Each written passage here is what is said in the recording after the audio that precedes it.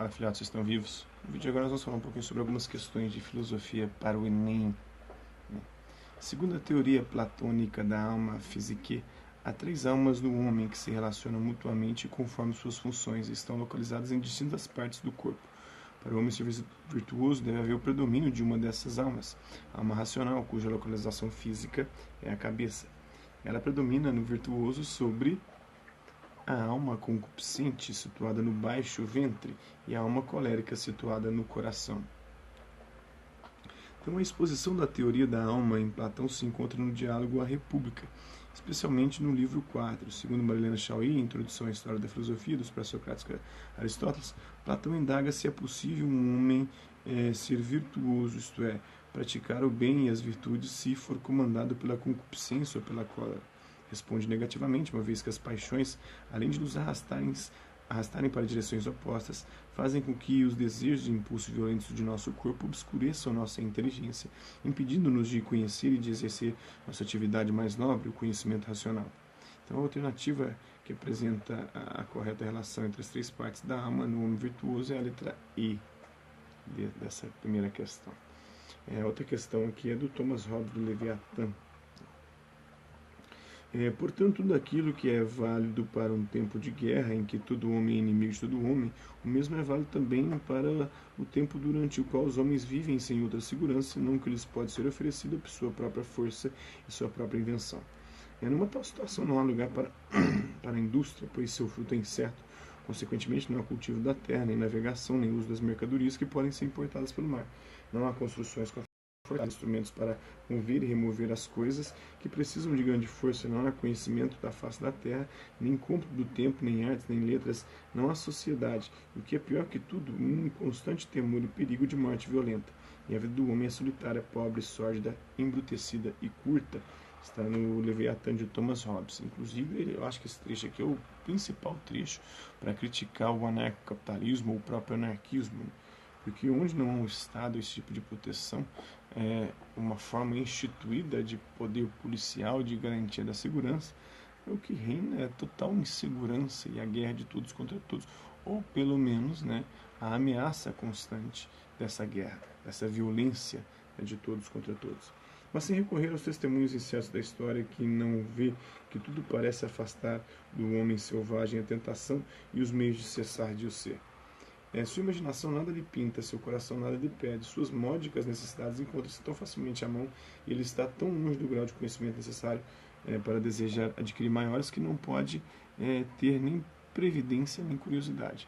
Parece à primeira vista que os homens nesse estado, não tendo entre si nenhuma espécie de relação moral nem de deveres conhecidos, não podiam ser bons nem maus, nem tinham vícios nem virtudes.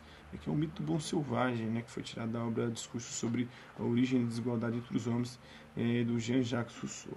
Essa teoria é bem menos factível, apesar de que sem a moral, sem uma moral estabelecida, não há de fato como você estabelecer o que é o bem e o mal, ou quem é bom e mal.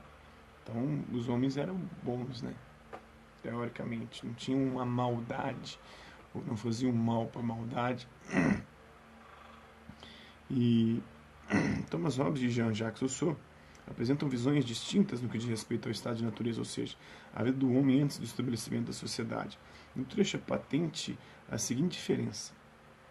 Para Hobbes, a vida antes da sociedade é violência, enquanto para Rousseau é tranquila e sem aborrecimentos, e sem ter estipulado aí um bem e um mal que seja absoluto. As concepções sobre a chamada sociedade natural, mas as ciências mostram que o Hobbes tem muito mais razão do que o Rousseau.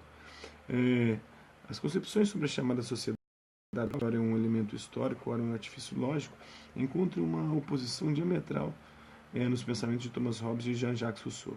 Rousseau irá refutar em seu discurso a ideia de Hobbes acerca do estado de violência e de uma suposta natureza humana pendente para a discórdia.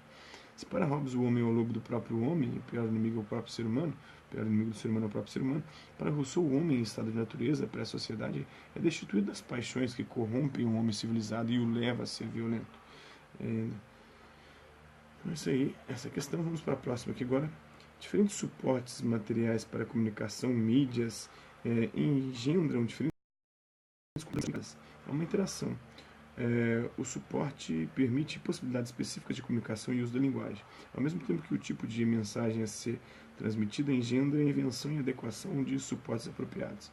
Então, avalie as proposições acerca dessa interação entre mensagem e suporte. 1, 2 e 3, né, que está correto. Então, a ausência de sinais de pontuação e espaço entre as palavras em suportes de difícil inscrição, como as pedras gravadas na antiguidade, e o uso de abreviaturas e economia de palavras por meio do emprego de tecnologias eletrônicas com limites de transmissão de caracteres, como o telegrama, as mensagens de celular e os microblogs. Então, traçando um paralelo aqui nessa questão entre o mundo antigo, né, e as ideias, palavras bem sucintas, ausência de sinais de pontuação, palavra de suporte, e atualmente essa abreviação que tem sido empreendida para a comunicação através das redes sociais, nesse ambiente dinâmico que é a internet. Né? Espera-se que o aluno consiga notar as confluências entre linguagens e suportes que cada período histórico propicia. É flagrante a contradição na primeira proposição, tanto porque a televisão sempre recorreu a aplicativos diversos, como porque sempre foi um meio valorizado de comunicação. A segunda proposição explica por si própria, e é frequente notar-se nas pedras gravadas na antiguidade, a ausência de espaço entre as palavras e o mínimo possível de sinais.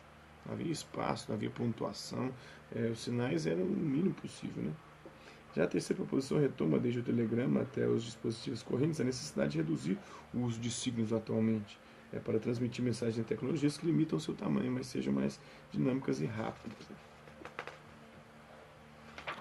Então, é isso aí, espero que vocês tenham gostado do vídeo. Quem curtiu, dá um like, não curtiu, dá um dislike. Quem se interessar pelo conteúdo do canal, só se inscrever, ativar o sininho e guardar os próximos vídeos e as próximas notificações. Deixe também seus comentários dizendo o que você está achando dos vídeos e sugestões de temas e assuntos para serem abordados em vídeos posteriores. É isso aí, hasta la vista, e até a próxima.